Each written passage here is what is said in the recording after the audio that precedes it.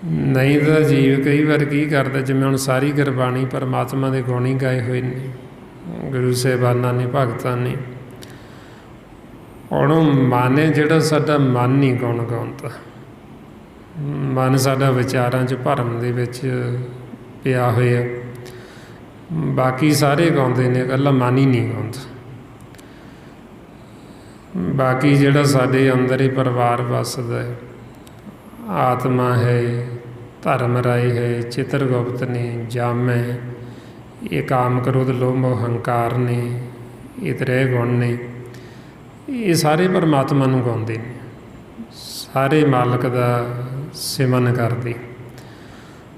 ਹੁਣ ਮਨ ਜਦੋਂ ਇਹ ਸਰੀਰ 'ਚ ਆਉਂਦਾ, ਨਾ ਤਾਂ ਇਹ ਆਪ ਕਰਦਾ, ਨਾ ਇਹਨਾਂ ਨੂੰ ਕਰਨ ਦਿੰਦਾ। ਹੁਣ ਜਦੋਂ ਰਾਤ ਨੂੰ ਆਪਾਂ ਚਲੇ ਜਾਵਾਂਗੇ ਨਾ, ਮਨ ਇਹ ਸਰੀਰ ਨੂੰ ਛੱਡ ਕੇ ਚਲਾ ਜਾਂਦਾ, ਇਹ ਸਾਰੇ ਬੈਠ ਜਾਂਦੇ, ਸਾਰਾ ਪਰਿਵਾਰ ਵੀ ਆਓ ਹੁਣ ਚਲਾ ਗਿਆ, ਹੁਣ ਸ਼ਾਂਤੀ, ਹੁਣ ਬਹਿ ਕੇ ਸਿਮਰਨ ਕਰਦੇ। ਜਿਸ ਨੂੰ ਮਾਰੇ ਸਾਨੂੰ ਸਮਝਾਉਂਦੇ, ਗਾਵਣ ਤੁਧ ਨੂੰ ਪੌਣ ਪਾਣੀ ਵਸੰਤਰ, ਗਾਵੇ ਰਾਜਾ ਧਰਮ ਦੁਆਰੇ, ਗਾਵਣ ਤੁਧ ਨੂੰ ਚਿੱਤਰ ਗੁਪਤ ਲਿਖ ਜਾਨਣ, ਲਿਖ ਲਿਖ ਧਰਮ ਵਿਚਾਰੇ। ਸਾਰੇ ਹੀ ਗਾਉਂਦੇ ਨੇ, ਮਨ ਹੀ ਨਹੀਂ ਗਾਉਂਦਾ। ਸਿਰਫ ਮਨ ਜਦੋਂ ਸਵੇਰ ਨੂੰ ਆ ਜਾਂਦਾ, ਨਾ ਤਾਂ ਆਪ ਗਾਉਂਦਾ, ਨਾ ਇਹਨਾਂ ਨੂੰ ਕਰਨ ਦਿੰਦਾ। ਉਹ ਇਹਦੇ ਪਿੱਛੇ ਹੀ ਭੱਜੇ ਫਿਰਦੇ ਵੀ ਇਹਨੂੰ ਦੇਖੋ ਹੁਣ ਗਿਆ ਕਿੱਥੇ। ਇਸ ਕਰਕੇ ਫਿਰ ਮਨ ਨੂੰ ਹੀ ਸਮਝਾਉਣਾ, ਅਸੀਂ ਮਨ ਨੂੰ ਹੀ ਗਿਆਨ ਦਿੱਤਾ ਹੋਇਆ ਸਾਰਾ। ਮਨ ਨੂੰ ਕਹਿੰਦੇ ਵੀ ਤੂੰ ਵੀ ਗਾ, ਇਹ ਗਾਉਂਦੇ ਨੇ, ਤੂੰ ਕਿਉਂ ਨਹੀਂ ਗਾਉਂਦਾ। ਜੇ ਹੁਣ ਮਨ ਸਾਡਾ ਗਾਉਣ ਲੱਗ ਜੀ ਤੇ ਫਿਰ ਸਾਰਾ ਕੁਛ ਹੀ ਠੀਕ ਹੋ ਜੀ। ਇਹ ਨਾ ਤਾਂ ਆਪ ਗਾਉਂਦਾ, ਨਾ ਇਹਨਾਂ ਨੂੰ ਕਰਨ ਦਿੰਦਾ। ਇਹਦੇ ਦੋਸ਼ ਦੂਜਿਆਂ ਨੂੰ ਦਿੰਦਾ, ਆਪਦਾ ਨਹੀਂ ਮੰਨਦਾ। ਇਹ ਨਹੀਂ ਕਹਿੰਦਾ ਵੀ ਮੈਂ ਨਹੀਂ ਗਾਉਂਦਾ, ਦੂਜਿਆਂ ਨੂੰ ਕਹੀ ਜਾਂਦਾ ਇਹ ਨਹੀਂ ਮੈਨੂੰ ਕਰਨ ਦਿੰਦੇ। ਅਤੇ ਉਹ ਜਦੋਂ ਅਸੀਂ ਵਿਚਾਰਦੇ ਹਾਂ ਗੁਰਬਾਣੀ ਗੁਰੂ ਨੂੰ, ਫਿਰ ਪਤਾ ਲੱਗਦਾ ਵੀ ਇਹ ਤਾਂ ਸਾਨੂੰ ਕੁਛ ਨਹੀਂ ਕਹਿੰਦੇ, ਉਹ ਤਾਂ ਮਨ ਹੀ ਹੈ ਜਿਹੜਾ ਨਾ ਆਪ ਕਰਦਾ, ਨਾ ਇਹਨਾਂ ਨੂੰ ਕਰਨ ਦਿੰਦਾ।